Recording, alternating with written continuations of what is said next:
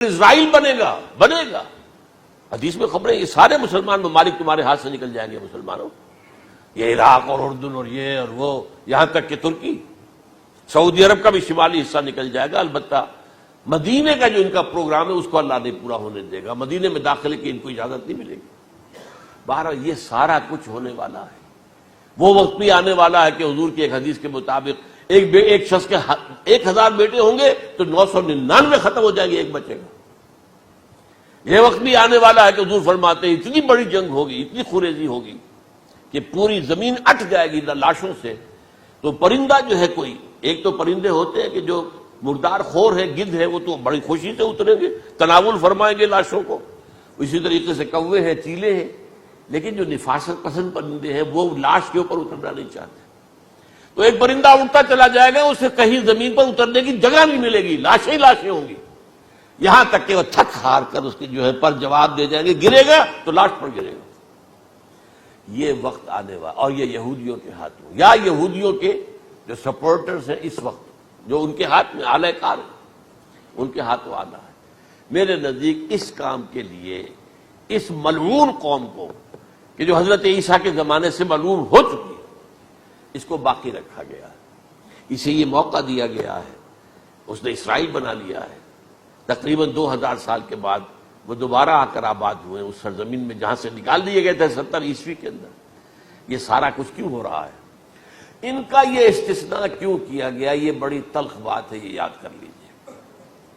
کیونکہ یا تو قوم اسی وقت ہلاک کر دی جاتی، جیسا کہ ہوا قوم نوح، قوم ہود، قوم عاد، قوم ثمود، قوم شعیب، یہ ہوا کہ نہیں ہوا؟ اور سدوم اور عمورہ کی بستیاں جہاں حضرت لوط بھیجے گئے، اور آل فرعون جو ہلاک کیے گئے، یا تو پوری قوم ہلاک کی جاتی؟ نہیں، یہ یوں سمجھیے کہ اس پورے معاملے کو درمیان میں سے ایک وقفہ دے دیا گیا، حضرت عیسیٰ کو اٹھا لیا گیا، اور حضرت عیسیٰ دوبارہ آئیں گے۔ یہ کیوں کیا گیا؟ اب اس میں بڑی تلخ بات آپ سے کہہ رہا ہوں، یہ آپ کے لیے قبول کرنا آسان نہیں، حلق سے نیچے اٹھنے کی مشکل سے۔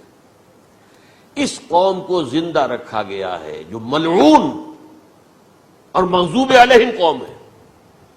سب سورہ فاتحہ میں مفسرین لکھتے ہیں ضالین، یہ نصارہ ہیں، اور مغضوب علیہم یہ یہودی ہیں۔ اور قرآن کہتا ہے لعن الذین کفروا من اہل الکتاب علی لسان داؤد وعیسی ابن مریم، لعنت کی گئی ایک ملعون اور مغضوب قوم کے ہاتھوں آخری امت محمد، اور اس کا بھی بہترین حصہ، اس پر عذاب ان کے ہاتھوں آئے گا۔ عربوں پر عذاب یہودیوں کے ہاتھوں، اس لیے ان کو بچایا گیا۔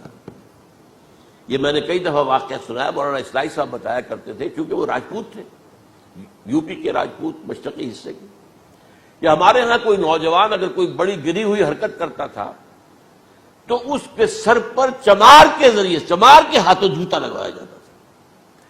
اگر راجپوت کے سر پر راجپوت کا جوتا گرا تو چلو تکلیف تو ہوئی، لیکن یہ کہ راجپوت کا جوتا گرا ہے نا، پڑا ہے، لیکن راجپوت کے سر پر چمار کا جوتا، جس کو آپ انگریزی میں کہتے ہیں to add insult to injury, تو تکلیف بھی ہے جوتا کھانے کی، اور انسلٹ ہے کہ ایک چمار مار رہا۔